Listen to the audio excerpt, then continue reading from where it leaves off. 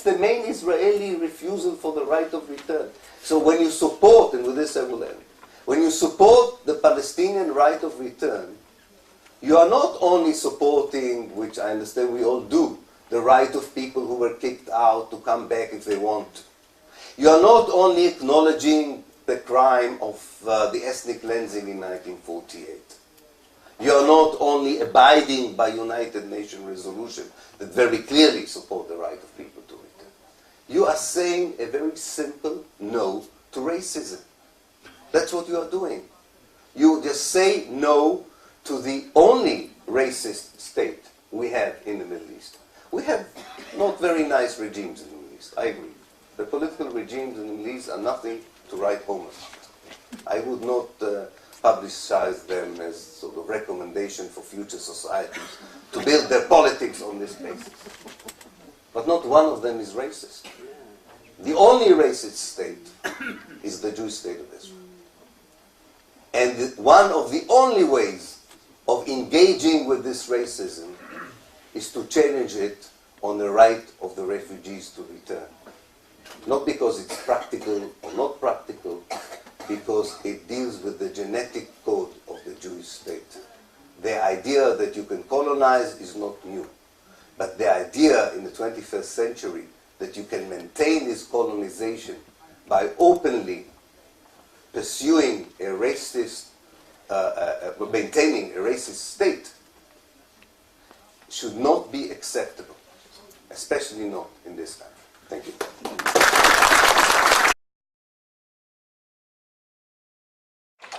Someone else. In any case, I think a good way of getting into the subject of what I call the Zionist mindset is to read the diaries of the Zionist early settlers. There were two groups of early settlers of Zionism. The first, who came in the late 19th century, were more classical colonialist type of settlers. Like colonialists elsewhere in the world, they came to exploit the resources of the land, including the human resources of the land, in order to make better life for them compared to the countries of origin. And colonialists, white settlers, all over the world, the same period, and definitely before that period, were building similar models for exploitation and oppression of the local indigenous people for their own sake. However, they were not the people that created the Zionist movement on Palestine, in Palestine. The people who really molded, really formulated Zionism the way we know it, came in what historians like to call the second wave of Zionist settlement. Or in Hebrew they call it Aliyah Shniya, the second ascendance. They came after 1905, after the failure of the first attempt of the Bolshevik movement to topple the Tsarist regime in Russia. And many of them were revolutionaries at heart, who believed up to 1905 that the international revolution would provide a solution to what they called the Jewish problem in Eastern Europe. But the failure of that revolution, or that coup, has moved them into the direction of nationalism. And they were very poor compared to the early settlers, the second wave, very poor, and had very little money on them when they arrived in the port of Jaffa. They knew nothing about how farming and agriculture, because as you know, Jews in Russia and Eastern Europe were not allowed to work on cultivation of land, and had nowhere to stay, and didn't know how to make a living for themselves in the new country called Palestine.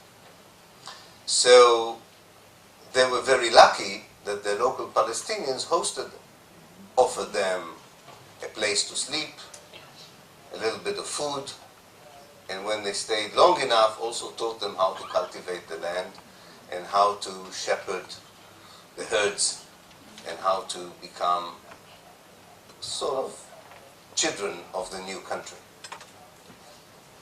But at night, these settlers, under the candlelight, wrote diaries. They were obsessive diarists. They wrote a lot of, every day they wrote in a diary, which is good for the historian. They wrote about everything. A mosquito bite, they didn't sleep well, a lot about the women they didn't like, the women didn't like the men didn't like the men. But there's nothing that escaped the diary. And in those diaries, in those entries to the diaries, they write about their greatest disappointment to be in Palestine. The main disappointment was that the place was full of foreigners. Especially those, of course, who hosted them. They were the main foreigners. And they were saying in their diaries, and I'm staying tonight in the house of one of these foreigners. And you have to understand this mindset. The mindset is, and hasn't changed, it hasn't changed, that there were two disappointments here, to a certain extent. One was that most of them believed the propaganda that Palestine was an empty space, that it was a land without people, waiting for people without them. They really believed it. If you read the propaganda of the Zionist movement after Herzl founded it properly in 1897, Palestine appears as a totally empty land. It's amazing. So they were really, really surprised to see someone else there. Secondly, they had to square this new effect with their idea of creating a new homeland. So they decided if someone was there and was not supposed to be there, they were aliens, hostile aliens, in fact, who usurped, took over something which did not belong to them. Now, if you think that this is simplistic, if you think that this is outdated, think twice.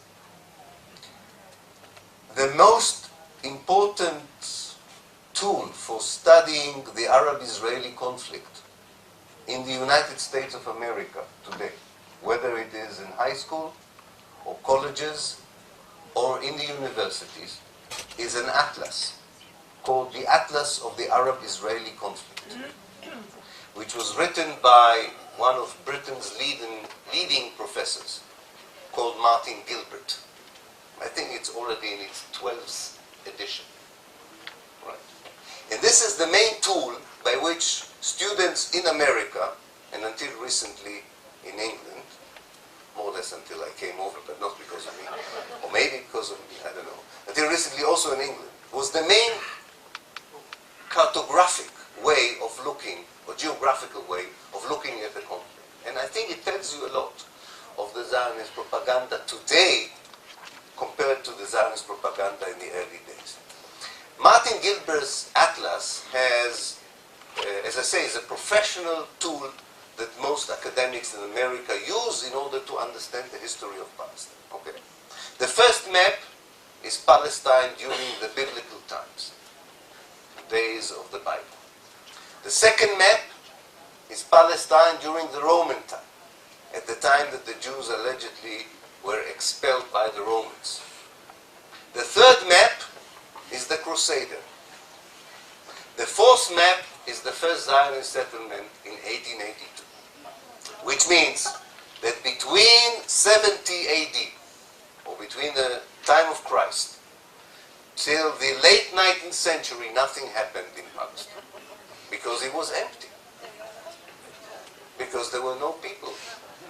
And this mindset is still there in Israel. This is Zionism for me. This is really Zionism for me, because Zionism is not saying there are no Arabs around. Of course the people know that there are Palestinians around. There are now, as Ali said today, half of the population of Manda, what used to be historical Palestine, today are Palestinians. So you don't deal with a Jewish community that doesn't know that Palestinians exist. But the whole effort is on two levels. One is to make the Palestinians evaporate, disappear, so they can go back to the land without people. Or, if you cannot do this, imagine that they are not there. Now, how can you imagine that they are not there? You can build a wall.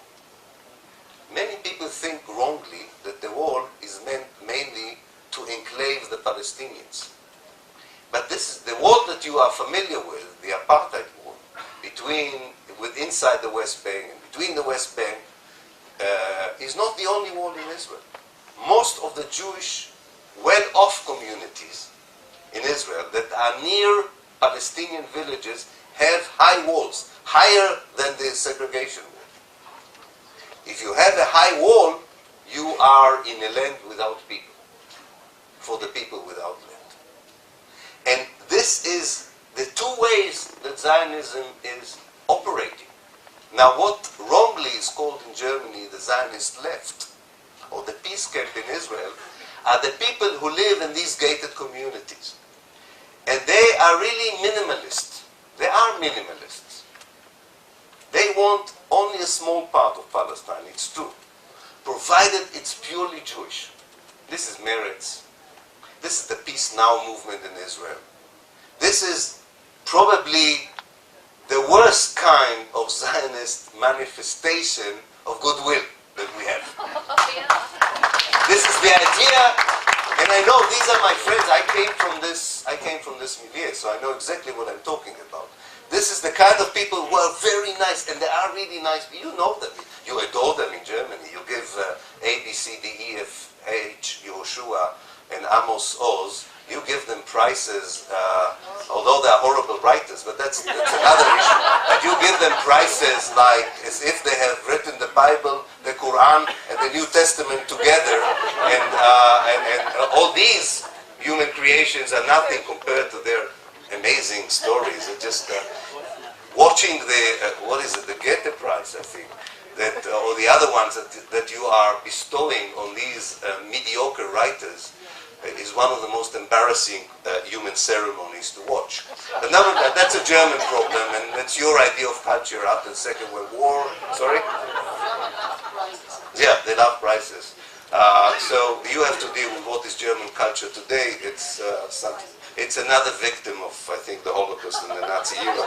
I won't go into it without being too offensive about it. Now, this is very important to understand because, humanly speaking, this minimalist Zionist approach was within the Zionist movement from the very early period. Just give us a little piece of Palestine. And it sounded so convincing.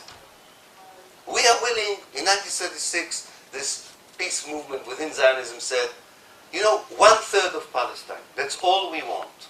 But of course, with no Arabs in it. And this didn't seem racist to anyone. It seemed like, these are amazing people. Look, all they want is 1/3. And then, and this is the inner logic of peace Zionists, or what I call diet Zionists. This is like Diet Coke. It's Zionism without the cocaine. The logic is, when I offered the Palestinian in the 30s 70%, and they said no, of course, it doesn't stand to reason that I would offer them again only 70%. They have to learn a lesson, because they're Arabs, and they're a bit like children. So we have to be a bit didactic with them. Since they did not accept the 70%, we're now offering them 60%. But the Palestinian movement being an anti-colonialist movement, which is something difficult for Europeans to grasp, because there are many Muslims among the Palestinians. And the Muslim anti-colonialist movement is not like Che Guevara and the people that people like here as anti-colonialists. They don't have these cigars and barrettes. And they shave, or if they don't shave, they have proper beards. So they don't fit well into this anti-colonialist image. You can't sort of put them on big posters, right? Imagine Yasser Arafat on a t-shirt like Che Guevara. It doesn't work. So people forget that actually they are an anti-colonialist movement. They are not different from any other movement that the